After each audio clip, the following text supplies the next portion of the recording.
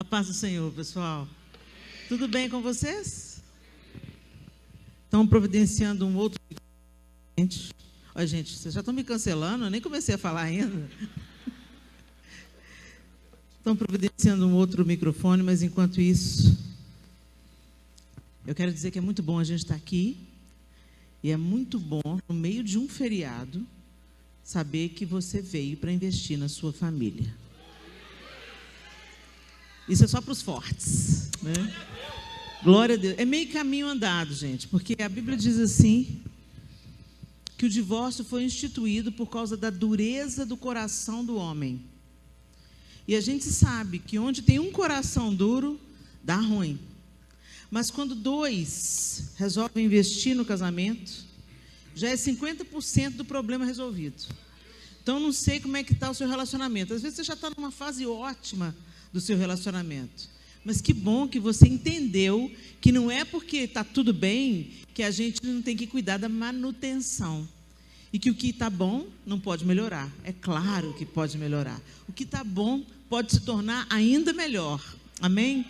E se você está numa fase difícil do seu casamento e vocês dois estão aqui, eu quero te encorajar.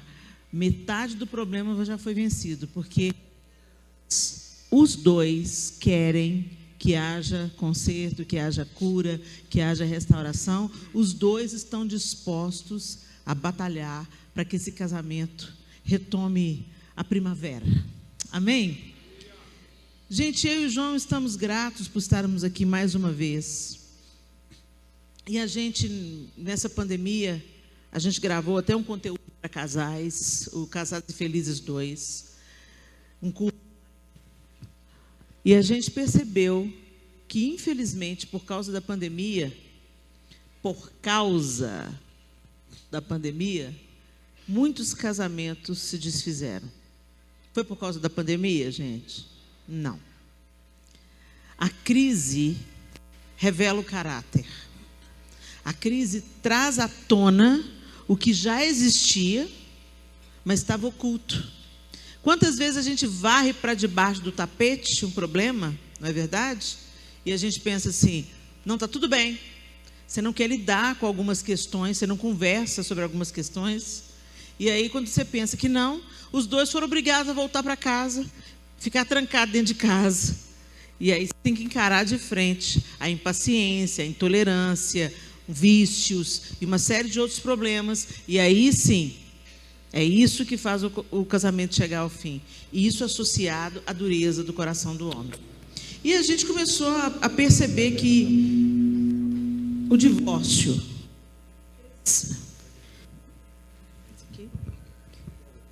Obrigada.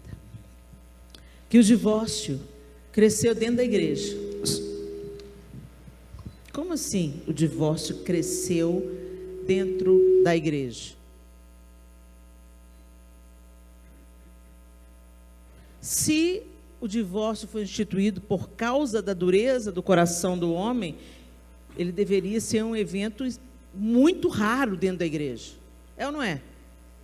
Mas é uma realidade? Não.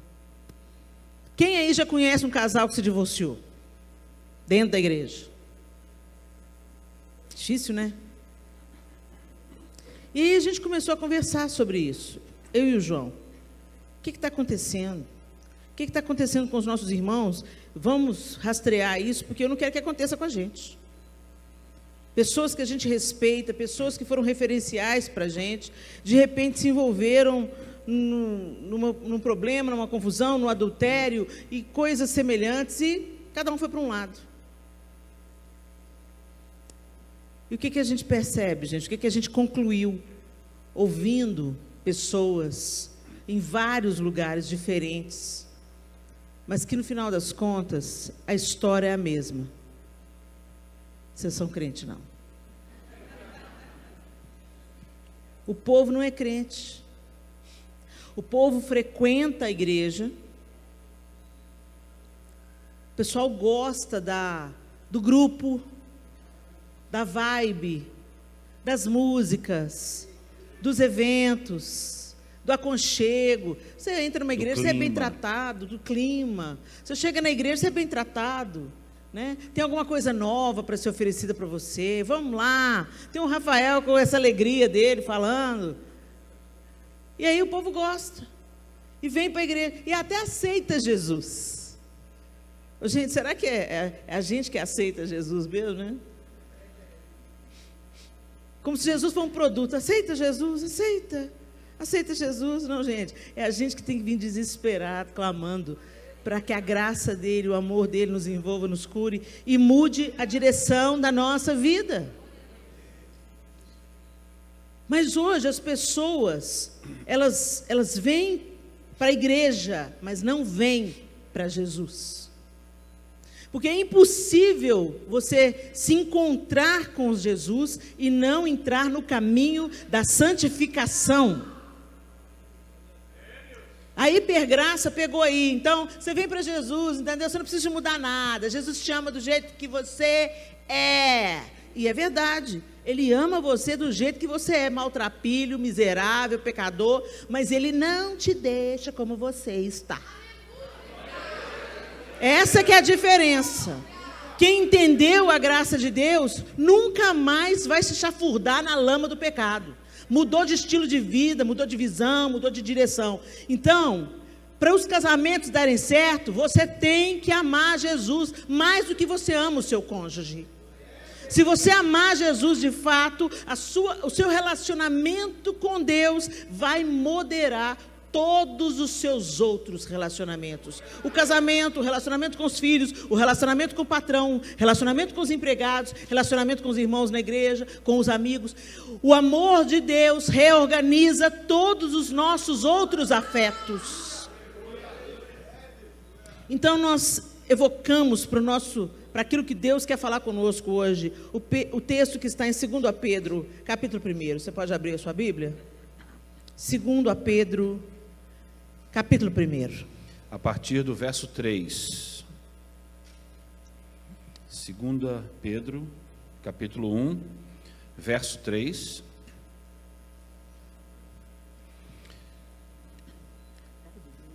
Vamos começar pelo 2. 2 Pedro 1, a partir do 2. Graça e paz vos sejam multiplicadas no pleno conhecimento de Deus e de Jesus, nosso Senhor. Visto como, pelo seu divino poder, nos têm sido doadas todas as coisas que conduzem à vida e à piedade, pelo conhecimento completo daquele que nos chamou para a sua própria glória e virtude, pelas quais nos têm sido doadas as suas preciosas e muito grandes promessas, para que por elas vos torneis coparticipantes da natureza divina, livrando-vos da corrupção das paixões que há no mundo. Por isso mesmo, vós, reunindo toda a vossa diligência, associai com a vossa fé a virtude, com a virtude, o conhecimento, com o conhecimento, o domínio próprio, com o domínio próprio, a perseverança, com a perseverança, a piedade, com a piedade, a fraternidade, com a fraternidade, o amor, porque estas coisas, existindo em vós, e em vós aumentando, fazem com que não sejais nem inativos, nem infrutuosos no pleno conhecimento de nosso Senhor Jesus Cristo.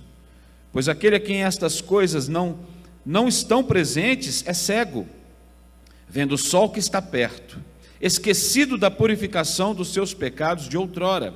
Por isso, irmãos, procurai com diligência cada vez maior confirmar a vossa vocação e eleição, porquanto procedendo assim não tropeçareis em tempo algum.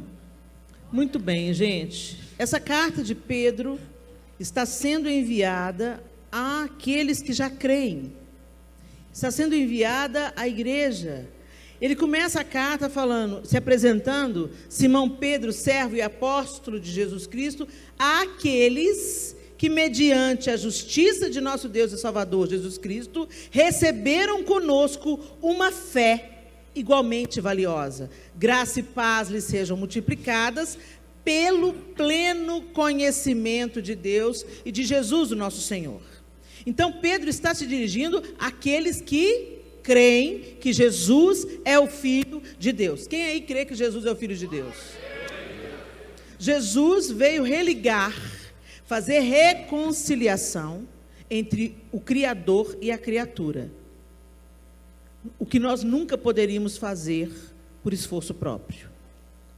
E ele veio como Messias de Deus, o Messias que o povo judeu esperava pela promessa, mas que não se estendia, que não teria salvação só para os judeus, estenderia a todos os gentios. Paulo foi levantado um apóstolo aos gentios. Então, Paulo, sendo judeu, foi pregar o evangelho de Jesus Cristo e apresentar o Messias, não apenas ao reduto dos judeus, mas a todo o mundo, a toda criatura. Exatamente como Jesus ordenou aos seus discípulos quando estava ascendendo ao céu. Ide, portanto, por todo o mundo e fazei discípulos, batizando-os em nome do Pai, do Filho e do Espírito Santo. A partir do momento que nós entendemos que nós não podemos salvar a nós mesmos, nós não somos capazes de, obedecendo à lei, nos salvar a nós mesmos. A lei é o esforço do homem de salvar a si mesmo. A graça é a manifestação da salvação de Deus ao homem, não pelo mérito que ele tem, mas pela misericórdia e grande amor de Deus. É como se existisse um abismo e Jesus fosse a ponte. E você pode entrar através de Jesus de novo a ter um relacionamento com Deus Pai. Para aqueles que creem, é que Deus deu o poder de serem chamados filhos de Deus. Então, a frase, todo mundo é filho de Deus. Não, não é isso que a Bíblia diz. A Bíblia diz, a todos quanto receberam, ou seja, entenderam e aceitaram que Jesus Cristo é o Filho de Deus, a estes foi dado o poder de serem feitos filhos de Deus. E é desse conhecimento que o apóstolo Pedro está falando, graça e paz lhes sejam multiplicadas pelo pleno conhecimento de Deus e de Jesus, o nosso Senhor. E no verso 3 diz assim, seu divino poder nos deu tudo de que necessitamos para a vida e para a piedade, por meio do pleno conhecimento daquele que nos chamou para a sua própria glória e virtude. Ou seja, a gente estava andando na nossa vida, mortos nos nossos delitos e pecados, fazendo o que prefere, fazendo o que acha certo até, fazendo o que acha legal, mas vivendo do nosso jeito. Aí você encontra com Jesus no meio do caminho. O que acontece? Você entende que Ele é o Filho de Deus, que você não pode salvar a si mesmo e que Ele veio para te reconectar com Deus e te dar uma vida em abundância. Ou seja, você parar de viver como um morto-vivo, um zumbi por aí, e aí você se converte. O que é conversão? Mudança de direção. Então você não vai mais para lá, você agora vai seguir a Jesus. Estou seguindo a Jesus Cristo. Esse caminho eu não desisto. E você vai seguindo a Jesus. E à medida que você segue a Jesus, você diz não para você mesmo. Quem quiser vir após mim, negue-se a si mesmo. Mas como assim, Helena? Deus me fez com tantos talentos, tantos dons, como é que eu vou negar a mim mesmo? Nega o seu ego, nega a sua preferência, nega o seu eu, porque o eu só nos leva para o egoísmo, para o hedonismo, para a idolatria. O nosso eu sem Cristo, gente, comunicando, o nosso velho homem não morre afogado na água do batismo. A gente tem que brigar com ele todo dia.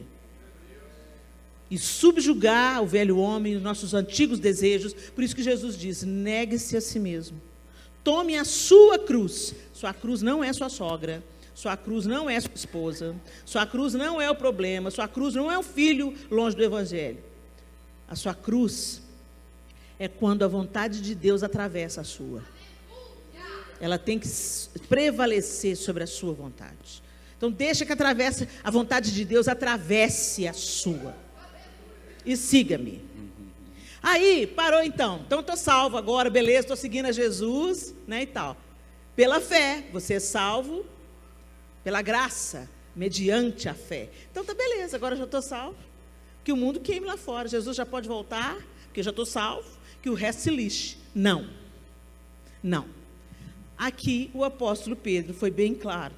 Nós recebemos tudo que a gente precisa para viver uma vida que faça diferença e a piedade.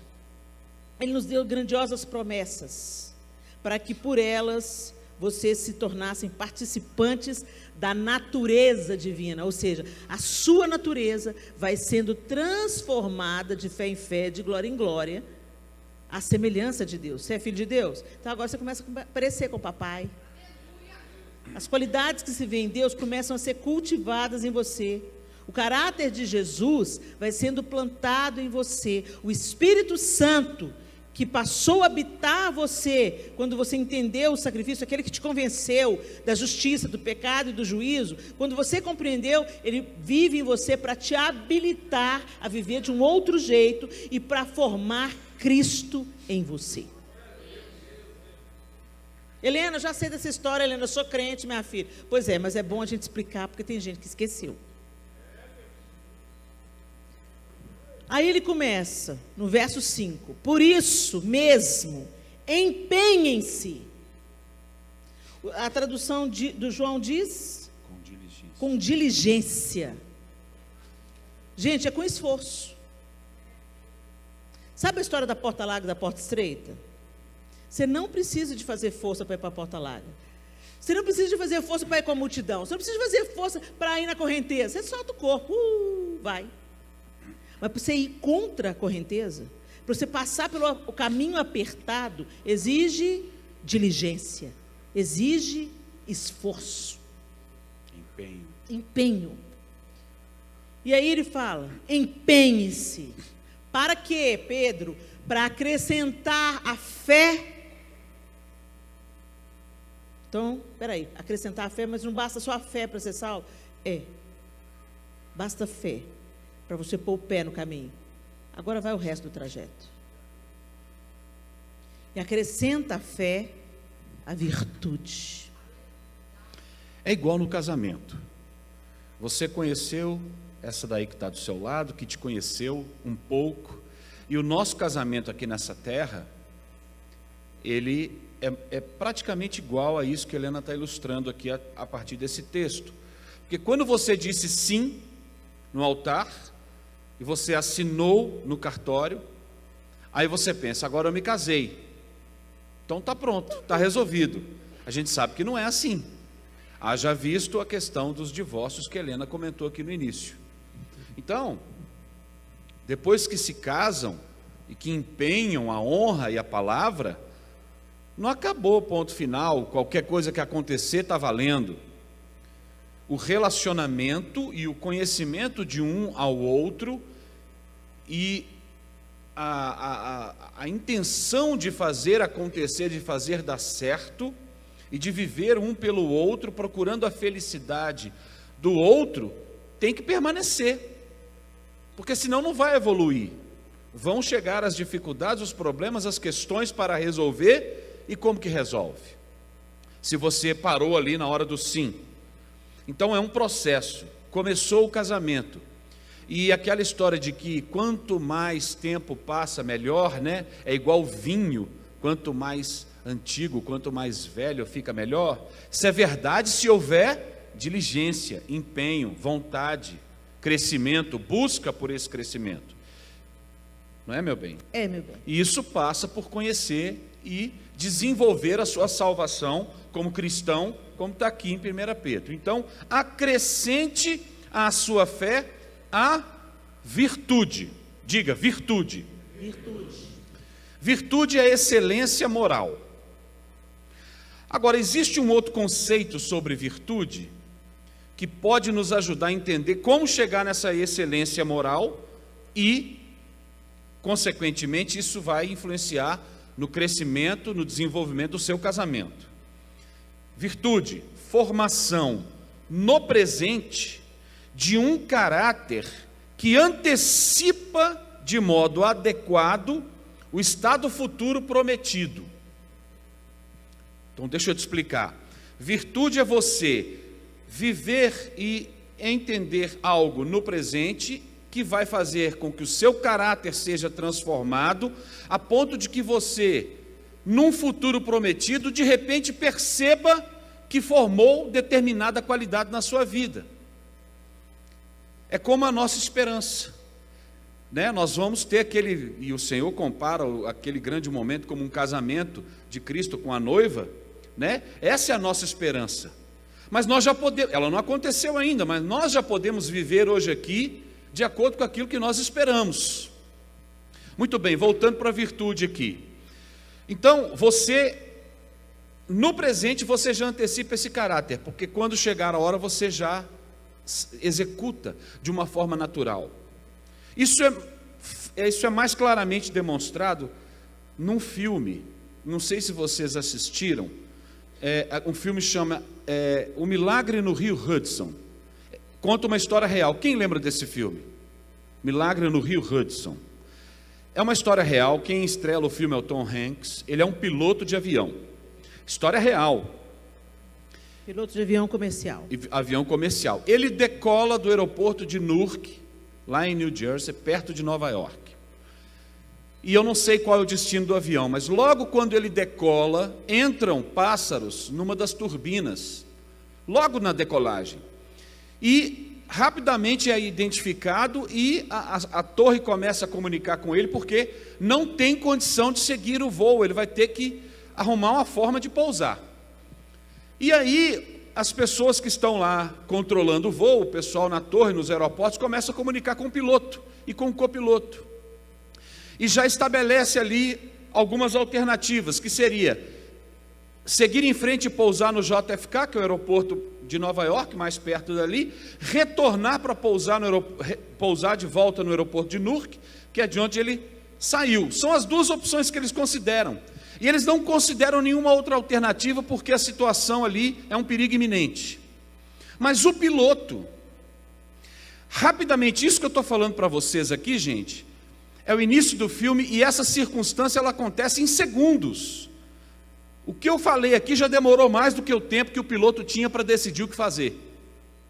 E a decisão desse piloto é fazer uma conversão à esquerda e pousar no Rio Hudson. O Rio Hudson ele é um rio que atravessa Nova York.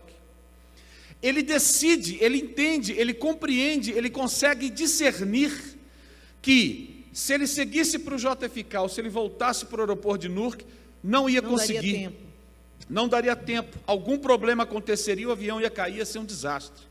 Estava em área pública, né? Em área povoada. Então ele decide que a melhor forma é ele tentar pousar no Rio.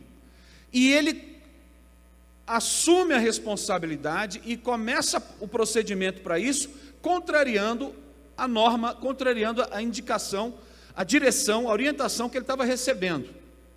E ele vai, e ele consegue fazer o pouso na água, e ele fica no avião até que todos os passageiros e os tripulantes saiam, e no final da história todos se salvam. Apenas uma pessoa ficou ferida, que foi uma das comissárias, que evidentemente vocês devem imaginar que para fazer essa manobra teve muita turbulência, você pousar na água não é uma coisa simples. Então, como as comissárias todas são as únicas que ficam em pé até que todos se sentam, teve uma situação lá e ela bateu com a cabeça ou com o joelho em alguma das partes dentro da aeronave e se machucou levemente. Bom, esse é o resumo. O filme se desenrola a partir do acidente, da tomada de decisão do piloto, que é questionada. Mas todos se salvaram.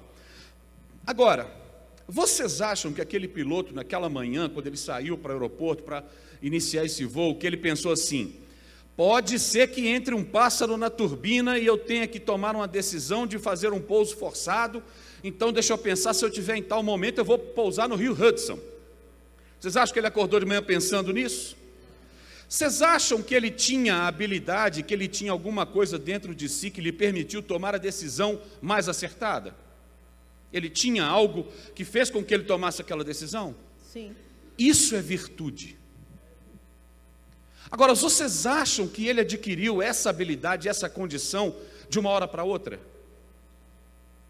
Vocês podem imaginar quanto tempo de estudo, de preparação, de treinamento, de análises pelos quais esse piloto passou? E que tamanha foi a sua diligência, o seu empenho em chegar a ponto de conseguir tomar uma decisão dessas? Não é uma coisa simples. E ele não fazia isso na expectativa de que isso fosse acontecer, mas ele se preparou com esmero, com cuidado, como se naquele momento em que ele estava se preparando pudesse de repente acontecer e ele estaria pronto. É algo inesperado, mas para o qual ele estava preparado. Então é essa virtude que nós como cristãos temos que ter. Nós temos que com diligência procurarmos nos aproximar tanto de Deus, conhecer tanto o Senhor, nos enchermos tanto do Espírito, nos capacitarmos tanto para uma vida cristã, que na hora que a coisa ficar feia, que a coisa apertar, que você se vê numa situação de extrema dificuldade, que você tem que tomar uma decisão absurda, que não se imagina que um dia possamos tomar, você naturalmente vai tomar a decisão mais correta, porque você tem virtude. É isso. E isso vale para dentro do casamento, porque você conheceu essa pessoa aí o suficiente para dizer que quer passar o resto da vida com ela. Quer passar o resto da vida com ela, amém? Amém. Mas você não a conheceu totalmente quando você firmou isso no casamento. O conhecimento vai acontecendo. Mas se você se enche, acrescenta a sua fé, a sua decisão, a virtude, e trabalha para isso, na hora que o problema aparecer, você vai saber como agir. Se você se preparou no presente, para que tenha um caráter formado, para que lá no futuro você saiba como agir, mesmo sem mensurar isso daí. É isso que nós chamamos de virtude. Muito bem. E acrescente a virtude o conhecimento. O conhecer, no hebraico, é a palavra iada. E o termo semelhante no grego é gnosco. Os dois significam a mesma coisa. E o verbo iada, que significa conhecer, apresenta uma grande variedade de significados no hebraico bíblico. Iada e seus cognatos, né, têm a mesma origem. As palavras têm a mesma etimologia. Podem significar percepção sensorial. Então, como é que eu conheço alguma coisa? Por percepção sensorial. Eu posso não ter a visão, mas se eu pegar nesse copo, nessa taça, e eu apalpar essa taça, eu vou saber que é uma taça. Se eu vejo uma rosa, eu sei que é uma rosa. Então, conhecer pode ser por percepção sensorial, através dos seus 5 sentidos.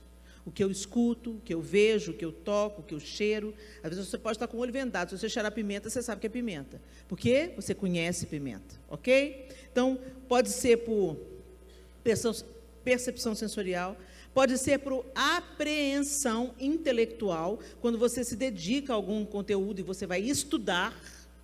Então, conhecimento vem pela apreensão intelectual. Você pode também ter conhecimento por posse de informação ou fatos que podem ser aprendidos. Por exemplo, se eu sei um ofício de cozinheira, eu vou ensinar para alguém o ofício de cozinheiro. Então, eu posso aprender a consertar um sapato, eu posso aprender a fazer um quibe, eu posso aprender com outra pessoa de acordo com o ofício dela. O conhecimento entra por isso também.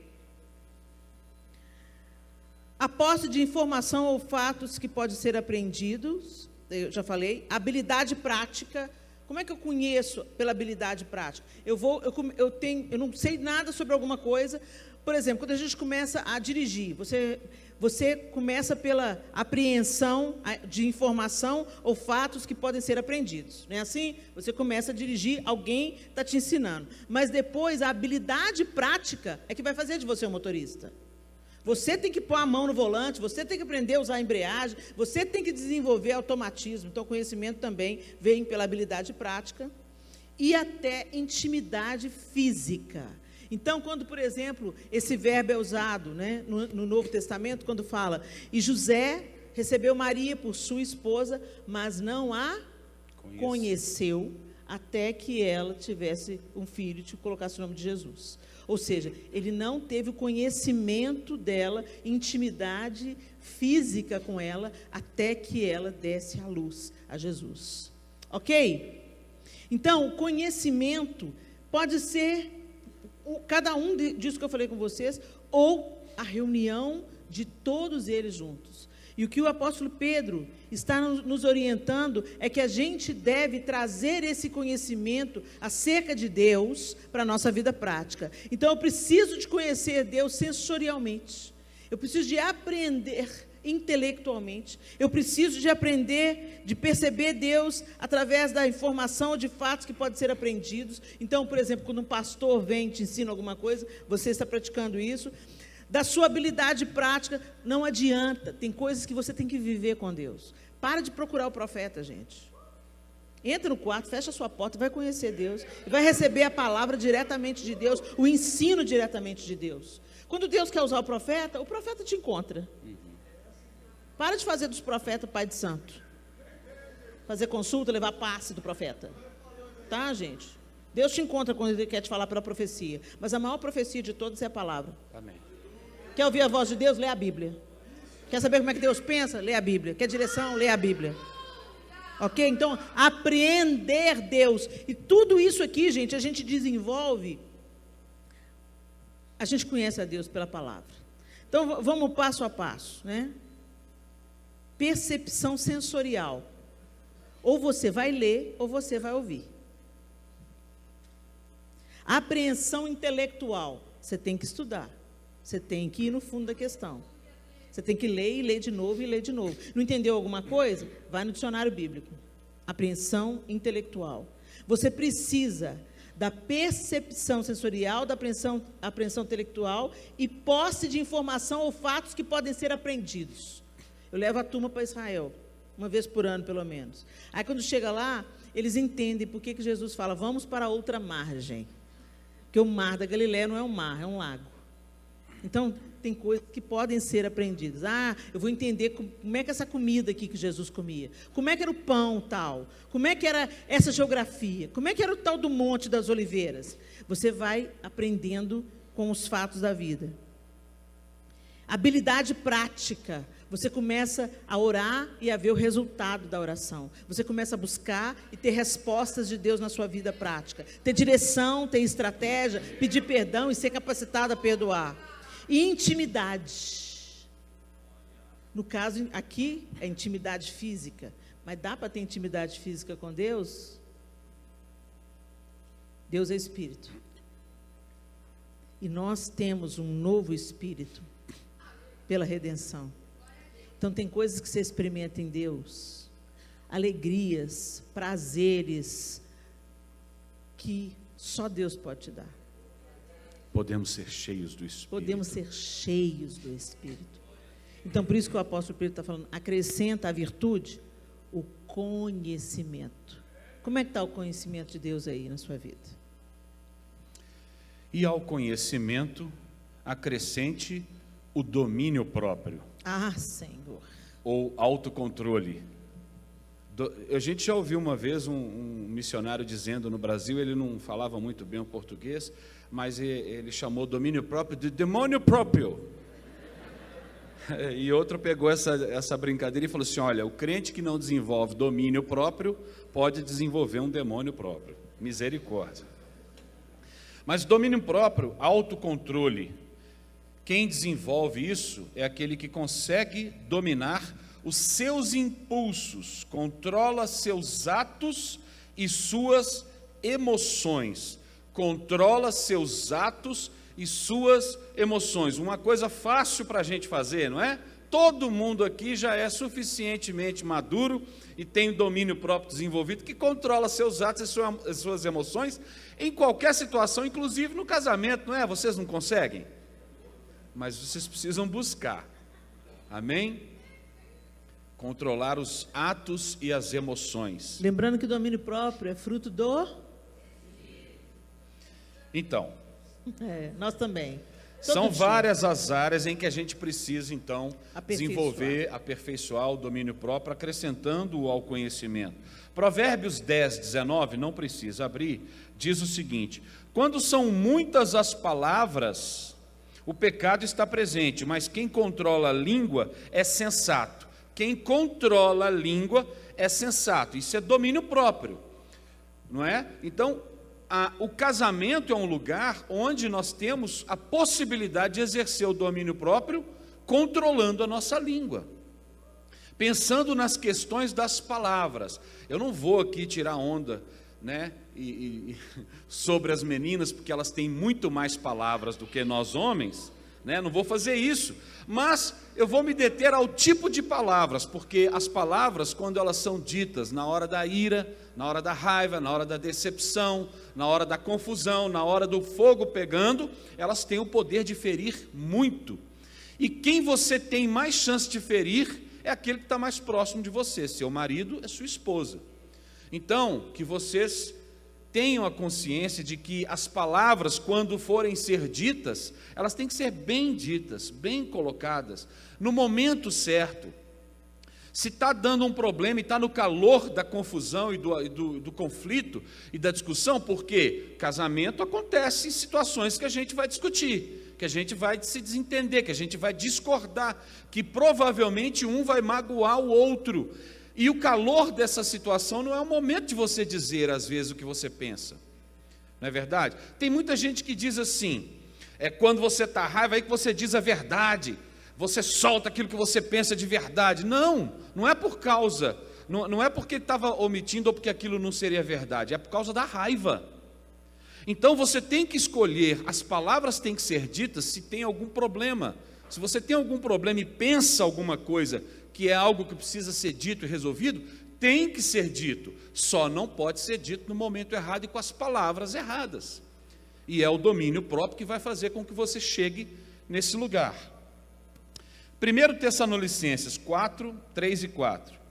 A vontade de Deus é que vocês sejam santificados, abstenham-se da imoralidade sexual, cada um saiba controlar o corpo de maneira santa e honrosa. Essa também é uma área que nós precisamos ter domínio próprio, porque nós continuamos sentindo, nossos hormônios continuam funcionando, mas a nossa consciência tem que estar prevalecendo. Então, agora, por exemplo, estávamos vindo para cá, e nós viemos com a pastora Débora, e passamos numa rua escura, e de repente tinham duas mulheres subindo a calçada, praticamente sem roupa. E a pastora Débora disse: olha, desculpa gente, isso aqui é porque o local aqui é um local de ponto de prostituição. Eu não tive como não ver, eu vi.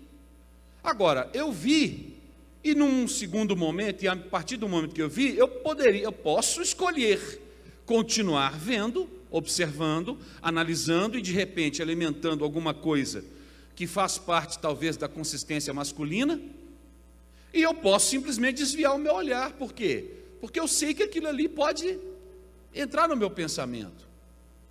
Então a gente sempre tem, a gente pode não evitar uma primeira situação, mas a gente tem a opção de escolher não prosseguir.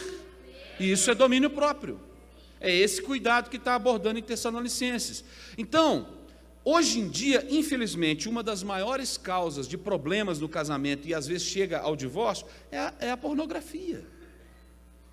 Se você tem problema ou tem algum tipo de fraqueza que o leva a, inconscientemente até, desejar consumir pornografia, está na hora de você tomar uma posição. E não se permitir estar em situações em que você vai ser tentado a isso. Pasmem, gente, a pornografia hoje em dia cresce tanto, inclusive entre as mulheres. Então faz sentido nós estarmos falando aqui para casais, porque tem crescido o consumo de pornografia no meio das mulheres. Então é algo que nós temos que combater no nosso coração, e se você, por qualquer circunstância, já identificou que tem essa fraqueza, evite situações que você vai ser tentado ou tentada a estar ali consumindo pornografia, porque não tem nada de bom que isso pode trazer. Eu já vi gente dizendo e orientando casais, dizendo aqui, ó, se a sua vida sexual não está muito legal, começa a assistir alguma pornografia para ver se apimenta. Misericórdia, isso é um conselho do inferno. É o mesmo conselho do traficante. É só um baseado, vai te relaxar. É a mesma coisa. A pornografia vicia, ela muda a nossa programação cerebral. A maneira como você vivencia o sexo depois de se tornar viciado em pornografia, você consome o outro. Você faz do outro um objeto inanimado. E por um tempo você consegue levar isso dentro do seu casamento. Daqui a pouco o casamento não te satisfaz mais. E você precisa de outros parceiros, quando você não precisa de sexo grupal, e é um buraco que só vai ficando mais fundo. Não brinca com pornografia, não é para apimentar o casamento. É a mesma proposta do baseado. Começa leve e depois deturpa completamente a maneira como você vê o seu parceiro. É uma traição virtual, além de trazer uma série de demônios, mas eu não estou nem tacando, não vou nem mencionar a questão espiritual. É uma forma, uma reprogramação cerebral, que pode desaguar em disfunções como pedofilia, sexo com animais. Então, não menospreze o poder de destruição que a pornografia tem. Se você está com problemas com pornografia, procure ajuda. Então, cada um saiba dominar, controlar o próprio corpo, de maneira santa e honrosa. Amém? Efésios 4:26 diz: quando vocês ficarem irados, não pequem, apaziguem sua ira antes que o sol se ponha. Domínio próprio. Ninguém aqui está isento de ficar irado, aborrecido, irritado. Isso pode acontecer. Mas o que você vai fazer após isso? Dominar a sua ira ou vai dar vazão a ela? Você pode irar, mas você não pode pecar. Desenvolva domínio próprio, que você vai... É a carne militando contra o espírito o tempo inteiro, né? Você pode ficar irado, vai acontecer, você vai ficar, mas se você desenvolveu essa característica do domínio próprio, você consegue irar-se, não pecar e apaziguar antes que o sol se ponha. Ou seja, ali, antes de terminar a questão, você procurar o momento certo de resolver aquele conflito. E ao domínio próprio, a perseverança. O que é perseverança? Persistir, ser constante, permanecer, continuar, ficar. Isso é perseverança. E, gente, nós precisamos de acrescentar na nossa listinha aí, a nossa fé, a perseverança. Meu Deus, como nós desistimos no meio do caminho. Como nós não permanecemos na fidelidade, na promessa, na palavra, na constância. Gente, enquanto Deus está... Ele tem promessas para a gente, mas enquanto nós ainda não alcançamos aquilo, o estágio que Deus nos prometeu, não significa que Ele não está fazendo nada. Muitas vezes Ele está forjando você na espera. Ele está aprimorando você na espera. Quantas vezes nós, como pais, se a gente dá tudo para o nosso filho, na hora que ele quer, ele fica estragado, mimado, sem resiliência, sem resistência, não dá conta na vida. Na prática é a mesma coisa. Na nossa prática no relacionamento com Deus é a mesma coisa. Persevera, permaneça, mesmo quando não estiver favorável. Hoje as pessoas encaram a igreja como uma farmácia, uma padaria. Deixa eu ver, tem um produto que eu quero, louvor é bom, tem parede preta, é bom. Ah, tem um pessoal que filma, que bom. Tem uma mídia assim legal, tem evento, bom. Não tem não? Tchau. Vou caçar outra igreja. Ah, não, minha igreja está dando muito trabalho, o povo é muito problemático, o povo é muito chato. Não, vou para outra igreja. Não, gente. A igreja, nós somos a igreja, nós fazemos parte da igreja, nós contribuímos com a igreja. Não apenas com nossos dízimos e ofertas, mas com a pessoa, com o cristão que nós somos. Então, você percebeu alguém triste na igreja, você é membro dessa igreja, alguém entrou pela porta, está triste, você percebeu. Aí fala, nossa, o pessoal da consideração está vendo? Nossa, o pastor não está vendo? Nossa, os diáconos, ninguém vai fazer nada. Você está vendo, vai lá e faz. A gente tem que parar de esperar do pastor, esperar do diácono. Vai lá, crente. Jesus está em você também. Vai lá resolver a parada. Aí você quer, não, vamos lá, o pastor vai pôr a mão na minha cabeça, vai expulsar os demônios. Não, gente, tem coisa que cabe a gente fazer. Está difícil? Fica firme aí, permaneça aí, aprende aí, transforma aí, faz ficar cheiroso, faz ficar gostoso, faz ficar bonito de novo. E isso tem que ter o empenho dos dois. Está ruim o casamento, nossa, era tão bom o casamento, o que aconteceu? Agora está tão difícil, ela está tão chata. Você quer uma mulher mais boazinha? Planta o que você quer colher. Começa a agradar ela, começa a falar, você é linda, você é preciosa, vem cá, deixa eu orar por você, meu bem. Está estressada, está cansada? Vem cá, vamos orar junto. Sabe, planta o que você quer colher. Permaneça. Quando ela era novinha, tinha aquela cinturinha, né? Você ficava toda assanhada. Agora ela ampliou o seu patrimônio em 20 quilos. E você está achando ruim? Está achando ruim por quê? Foi porque gerou seus filhos. E outra, a gente muda. Você também não tem essa teteia, mas não. A gente envelhece. O amor não está preso à atração física, não. É claro, a gente pode melhorar. Lógico, a gente tem que manter, cultivar. Claro, mas eu acho engraçado como é cobrado. Agora eu vou me colocar na reivindicação aqui.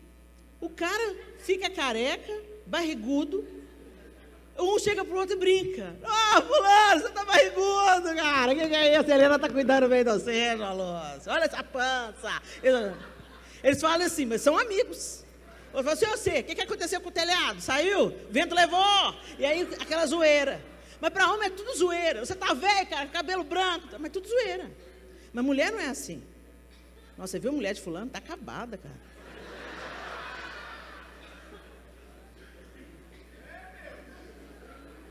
Você também ficou velho, meu filho. Persevera. Você quer ela bonita? Investe. Manda ela pro spa. Entendeu? Paga o salão para ela. Investe. Investe. Sabe aquela história? Sua esposa qual vinha fecunda no recesso do seu lar? Pois é, gente, a vinha, você quer provar as uva doce, né? Mas tem que afastar as pragas. Tem que cultivar, colocar adubo, proteger do sol ardente, né? Você quer só provar das uvas doces. Vai cultivar bem a sua videira. Sua mulher está feia, meu filho, a culpa é sua. Não tem mulher feia, tem mulher maltratada. Persevera aí, varão. Persevera. E, gente, dentro dessa questão de perseverança, honra os seus votos, cara. Honra os seus votos. Você prometeu diante de Deus. A cerimônia de casamento, gente, não é sobre vestidos e festas. A gente tem que ensinar os nossos filhos. Nós casamos 2 filhos. E nós falamos para ele, olha, chama Jesus para o seu casamento. Porque se Jesus não vier no seu casamento, é só mais uma festinha. Daí 7 meses vocês estão querendo largar um ao outro. Chama Jesus para oficiar. Vai fazer a promessa diante dele. Tem um temor de Deus. Cerimônia religiosa não é para fazer festa e ostentar. Cerimônia religiosa é selar sua aliança diante do Cordeiro de Deus. E a minha oração como mãe era essa: Jesus, vem no casamento. Vem no casamento, Jesus, porque se o Senhor não vier no casamento, todo o nosso esforço, todo investimento, roupa bonita, não vale nada, Jesus. Como o Senhor foi em Caná da Galileia, vem no casamento. E ele foi, nos 2. Isso dá o peso da responsabilidade. Um dia você fez um voto diante de Deus, de que amar e respeitar até que a morte separe. Persevera. Honra. Já não tem mais homens com palavra. E eu quero te dizer, mulheres com palavra, homens com palavra, casamento não é só sobre nós 2. Casamento é sobre a nova geração. Eu tenho que ser uma referência para os meus filhos. Os meus filhos têm que olhar para o meu casamento do pai deles e falar: esses dois honraram os votos, esses dois foram leais um com o outro, os dois amam um ao outro, os dois cultivam o amor. A maior vitória da minha vida, eu tenho muitas lutas, gente, muitas lutas com os meus filhos, mas a maior vitória da minha vida foi o dia que o Miguel falou: mãe, era dezembro de 2018, ele falou assim: mãe, eu decidi que eu vou casar com a Thaís. Que lindo, filho. É mesmo? Ela é a mulher da sua vida? É, mãe. Que bom. Quando que vai ser? 2020, 2021? Não, mãe, maio do ano que vem. O quê? Miguel, falta 5 meses para maio. Pois é, mãe, eu quero sua bênção do papai. Miguel, você tem 22 anos, meu filho. Ele falou assim: pois é. Não, 21, né? Ele tinha 21. Você tem 21 anos. Ele falou assim: pois é. Por isso que eu preciso da sua bênção, da sua oração. Você não tem nada, meu filho. Pois é, mãe, por isso que eu preciso da sua bênção, da sua oração. Aí eu falei assim: meu filho, você tem 21 anos. Ele falou assim: meu pai tinha 19 quando casou. Aí eu falei assim: então agora você arrumou confusão para você. Porque se for para você ser homem, igual o seu pai, pode casar. Ele falou assim: eu tive um ótimo exemplo. Ganhei a vida. Eu disse: Miguel, essa palavra é poderosa. Honra essa palavra. Cuida da Thaís. Se você quer cuidar, proteger e honrar até o seu último fôlego de vida, e eu vou estar aqui para te cobrar, meu filho. Aí você pode casar. E eles estão com 3 anos de casado e estão indo muito bem, pela graça e misericórdia de Deus. Persevera, seja constante, permaneça, continue, fique. E é muito bonitinho ver como que o Miguel já melhorou em muitas coisas. E aí eu me lembro também que, olhando para a minha vida, né, como que eu melhorei em muitas coisas depois que eu me casei com a Helena. É uma bênção, você tem que aproveitar. Mas a perseverança, você deve acrescentar a piedade. Piedade é devoção, amor pelas coisas de Deus, misericórdia, compaixão pelo sofrimento alheio. Hoje em dia, nós vivemos um tempo em que, em qualquer lugar que você vai, o que vai ser estimulado para que você desenvolva é egoísmo, só o que você quer que vale, só a sua opinião que vale, tudo é centrado no eu. Hedonismo, eu não quero nada que me dê trabalho, que me incomode, se me incomodou eu descarto. E egocentrismo, tudo gira em torno das minhas opiniões, dos meus objetivos, da minha vontade. Não tem como você ser piedoso se você é egoísta, hedonista, egocentrista, ou se deixa levar pelas questões da nossa sociedade contemporânea que vão estimular isso daí na sua vida. O piedoso, ele se compadece dos problemas alheios. E infelizmente a gente vê hoje em dia casais que o marido não está absolutamente nem aí para as questões da esposa. A esposa não está nem aí para os problemas e as dificuldades do marido. Os dois não estão nem aí para a educação e criação dos filhos, porque pensam que a própria carreira ou os objetivos pessoais são mais importantes. Então, sem a piedade no casamento, não vai funcionar. E quando a gente diz piedade, é devoção, amor, misericórdia, compaixão, está centrado no outro. Aí, a gente tem que tomar cuidado, porque existe também a falsa piedade.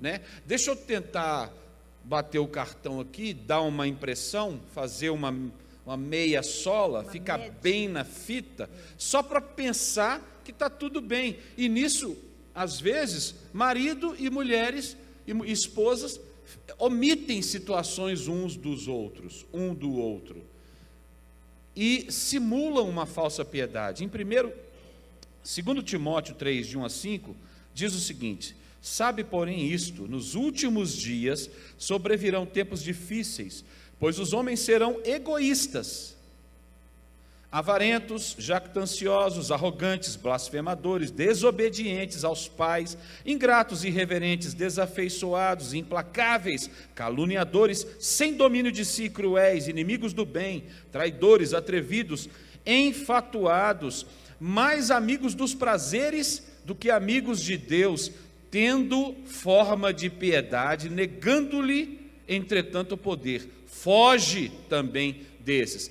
É a falsa piedade. Só quer fazer parecer, mas na verdade, no fundo, não é tudo aquilo que foi citado antes. Então, seja verdadeiro com sua esposa, seja verdadeira com a sua esposa. Você demonstra ser piedoso e piedosa um com o outro, até quando você revela um pecado. Porque ela é a pessoa que pode te ajudar, tirando Deus da equação, a pessoa que mais tem condição de te ajudar a superar um pecado é a sua esposa. E a pessoa que tem mais condição de ajudar você, mulher, de superar um pecado é o seu marido. Pelo menos deveria ser assim. E se você só pensa em si, você vai falar assim: eu não posso revelar esse pecado para ela, porque o que ela vai pensar de mim? Falsa piedade. Então, que a gente tenha a coragem de pensarmos com compaixão nas outras pessoas, inclusive no nosso cônjuge, ainda que isso signifique ficar vermelho ali por um tempo. Mas como o pastor Márcio disse, é melhor você ficar vermelho por algum tempo do que amarelo para o resto da vida. Muitas vezes, ainda dentro desse tema da piedade, nós somos tão misericordiosos com outros, mas não temos misericórdia do nosso cônjuge. Usamos palavras cruéis, ofensas. Somos insensíveis à necessidade dos nossos cônjuges. Desprezamos o nosso cônjuge. Amaldiçoamos com palavras o nosso cônjuge. Um bom lugar para você começar a ser crente de verdade é dentro de casa. Porque a gente colocar a máscara para parecer para os que são de fora é o que a maioria faz. Mas o Senhor está chamando os santos a se santificarem mais ainda. Nós já estamos vivendo aquele tempo de que o imundo vai se sujar ainda mais. E o santo vai buscar mais santificação. E a piedade, a fraternidade. O que é fraternidade? União, irmandade, afeto de irmão para irmão, boa relação que se desenvolve para sentimento de afeto como os próprios irmãos de sangue. Uma característica de irmão, de sangue. Todo mundo, você pode falar mal dele, você pode bater nele, mas o de fora não. É ou não é? Se alguém vier falar mal do seu irmão com você, se você tem uma relação saudável com seu irmão, se você foi ensinado desde pequeno a respeitar as relações familiares, por mais diferença que você tenha com seu irmão, por mais que você dispute com ele em algum lugar, se vem alguém bater no seu irmão ou falar mal do seu irmão, o tempo fecha, é ou não é? E é por isso que nós temos que desenvolver isso dentro da igreja. Eu fico vendo os irmãos no Facebook, no Instagram, metralhando outro irmão. Tem nada de irmandade isso. Você pode não concordar com o seu irmão, mas você não vai expor nudez dele, principalmente com o ímpio. Você vai lavar sua roupa? Vai lavar a roupa suja dentro de casa. Seja homem, confronta o seu irmão, fala: meu irmão, o que é isso que você está ensinando? Que doutrina esquisita é essa? Confronta ele em amor. Seja homem, encara a situação, manda um direct para ele, ao invés de ficar expondo. Certas pessoas estão fazendo isso e fazendo aquilo. Isso não é irmandade. E isso acontece também no casamento. Já viu o cônjuge falando mal um do outro? Fala mal do seu cônjuge, não, foi você que escolheu. Irmão a gente não escolhe, mas cônjuge a gente escolhe. Ou alguém que casou com uma arma na cabeça. Alguém aqui casou com a arma na cabeça? Na delegacia? Hein? Alguém? Não, né? Então você escolheu. Você escolheu. Olha para essa pessoa que você está sentado com ela aí, seu cônjuge. Foi você que escolheu esse pacotinho. Então agora chupa essa manga. Resolve essa situação, encara o problema, conversa, busca de Deus graça e resolve. Porque um dia você se encantou por estes olhos. Um dia você bateu o olho e falou, uau, que gata. Uau. Ai, quando ele chega perto, meu coração dispara. Agora, eu sei que dispara nele, né? Misericórdia. Então, em nome de Jesus, lembra que o seu cônjuge, depois que essa vida passar, ou que se Jesus voltar, não se casam, não se dão em casamento, é seu irmão, é sua irmã. Nós somos unidos por algo maior ainda do que o nosso casamento. Gente, que coisa doida isso. O amor de Deus nos fez irmãos. Essa pessoa que está do seu lado é filho de Deus, é filha de Deus, comprada por um preço. A gente nunca vai saber. Então respeita, defende, não exponha a nudez do seu cônjuge. Para de contar para as amigas as falhas do seu marido, para de contar para os amigos as falhas da sua mulher. Tem casal que eu fico com vergonha, eu fico constrangida. É porque fulano faz isso, faz aquilo outro. Quando a gente casou não era assim. Vai falar com ele. Ou então vai procurar um conselheiro e vai fazer um aconselhamento. Mas não sai contando para os amigos e para os irmãos da igreja as falhas do seu cônjuge, não. A palavra de Deus diz assim que o amor cobre multidão de pecado. Você não expõe a fragilidade do outro, a imperfeição do outro, aquilo que o outro não dá conta. A não ser que seja para promover cura com a pessoa certa, num lugar íntimo, fechado, com o consentimento do outro, para que ambos cheguem a um senso comum e melhorem esse casamento. Então desenvolve a fraternidade no corpo de Cristo e dentro da sua casa. Lembre-se que o primeiro sinônimo aqui é união. União, é uma só carne. Lá em Efésios fala, cuida da sua mulher como se fosse a sua própria carne. Você não alimenta a sua carne? Você não cuida do seu próprio corpo? Então cuida da sua mulher, como você cuida da sua carne. Cuida do seu marido, minha linda. Respeita o seu marido. E a fraternidade acrescente o amor. A palavra nos diz das 3 virtudes, né?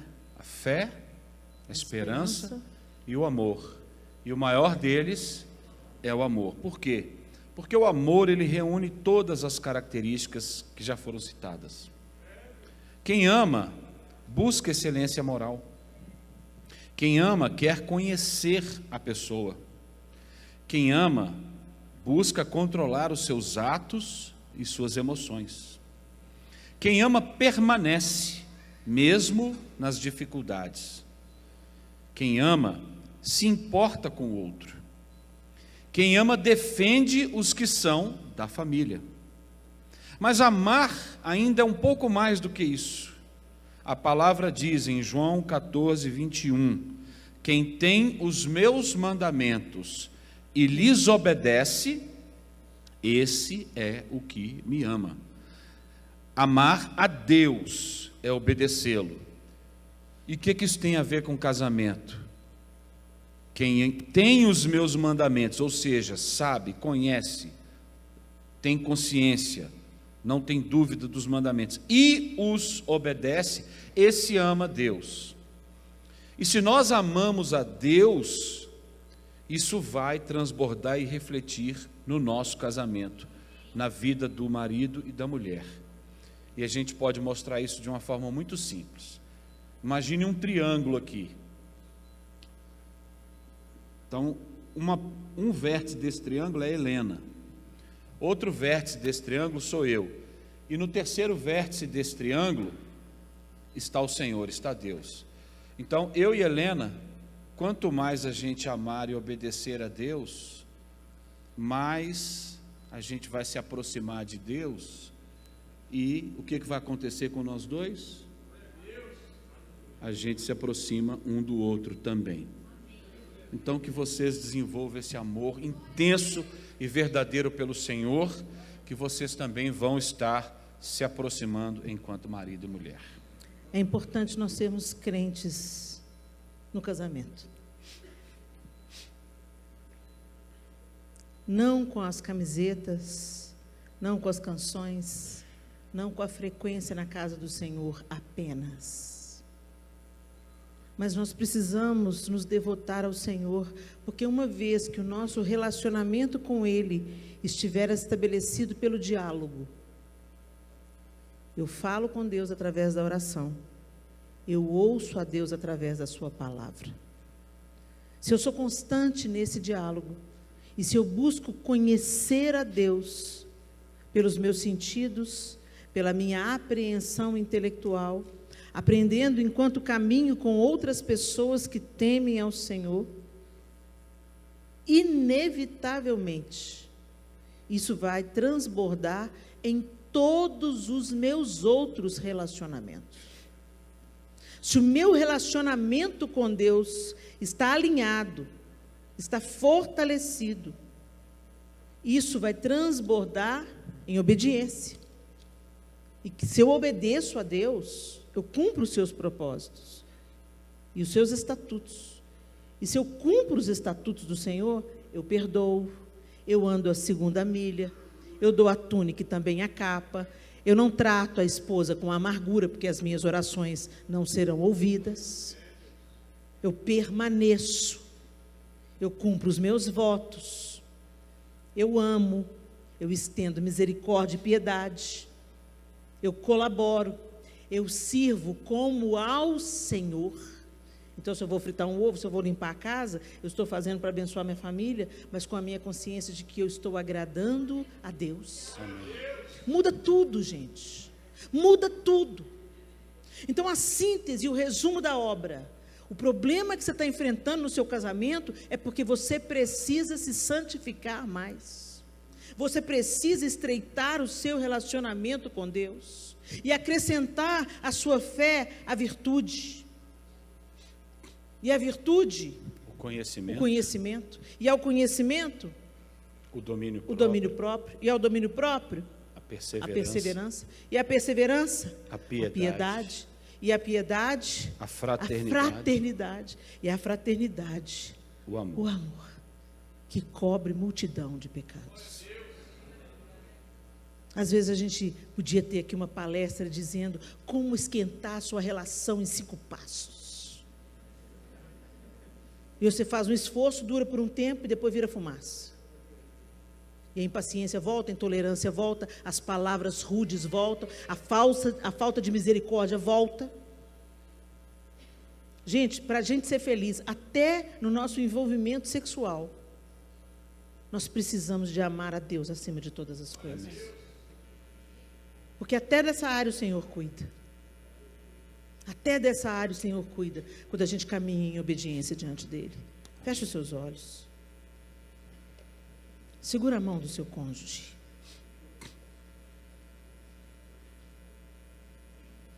E segurando a mão do seu cônjuge, eu queria que você se lembrasse do dia que vocês se conheceram.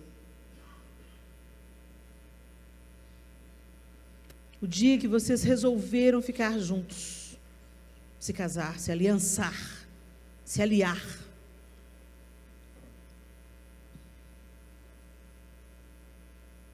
Talvez quando vocês tomaram essa decisão, Jesus ainda não tinha entrado na história de vocês. Então vocês podem ter cometido tantos erros, tantos equívocos, talvez um golpe, uma dor, trouxe você ao altar do Senhor. Talvez você já está no seu 2º relacionamento, talvez justamente pela ruptura do primeiro, você veio a Cristo. Eu não sei qual que é a sua história, mas eu sei que agora, esse dia, hoje, essa aí é sua esposa, esse aí é seu marido. E você fez uma aliança com essa pessoa, diante de Deus. Mas está tentando, muitas vezes, está tentando melhorar esse casamento no seu próprio esforço apenas. Sim, nós vamos empreender esforço, como o texto de Pedro nos disse. Empenhe-se com diligência. Amém. Mas o empenho primeiro é para conhecer Deus. Amém. O empenho primeiro é para acrescentar a fé, a virtude e todos os outros passos que a gente já falou aqui. É caminhar com Deus. E tem que ter um empenho para caminhar com Deus, porque a gente não quer saber de ler a Bíblia, não. A gente prefere ver um filminho no Netflix. A gente fala, não tenho tempo para ler a Bíblia, mas você tem tempo para as redes sociais. Você tem tempo para o seu trabalho. Não tem dinheiro que você ganha no mundo que compensa uma família destroçada. Então, invista tempo na sua família. Amém. E quando você cuida da saúde do seu casamento, o efeito colateral é que os primeiros atingidos com a saúde do seu casamento são seus filhos. Amém. O equilíbrio emocional dos nossos filhos depende da saúde do nosso casamento. Sim. O nosso casamento deve ser uma antecipação daquele que está para se manifestar. O noivo bendito e amado que nós aguardamos, que vem buscar a sua noiva pura, imaculada. Nossa vida, nosso casamento devia ser uma luzinha apontando para o grande casamento. O nosso casamento não é só sobre a nossa felicidade pessoal, mas é para a glória de Deus na terra. O nosso casamento não é só sobre nós dois, o nosso casamento é sobre a construção dos valores da próxima geração. O que a gente está vendo hoje nos nossos jovens é apenas o efeito colateral de famílias dilaceradas por casamentos tortos, pais agressivos, insensíveis, opacos, homens opacos, sem autoridade, ou autoritários e abusivos, mulheres mandonas, indiferentes, alheias às questões da casa e da família, porque a mulher poderosa tem que conquistar lá fora. Estão pilotando avião enquanto os filhos estão se matando e se mutilando. Porque o padrão desse mundo é o Deus desse século. Qual é o nosso padrão? É o Senhor, é o coração do Senhor que nós estamos perseguindo. Amém. Que Deus nos ajude. Senhor, nós te louvamos nessa noite. Obrigada porque a tua palavra nos exorta, nos confronta. Às vezes é tão difícil, Deus, ouvir a verdade, mas a promessa é que a verdade vai nos libertar. Aleluia. Que seja assim nessa noite, Deus. Alcança o coração aqui de cada esposa, de cada marido. Converte o coração do esposo à sua esposa, e da esposa ao seu esposo, e de ambos ao Senhor. Amém, Senhor. Ó Deus, que a gente seja crente da porta para dentro.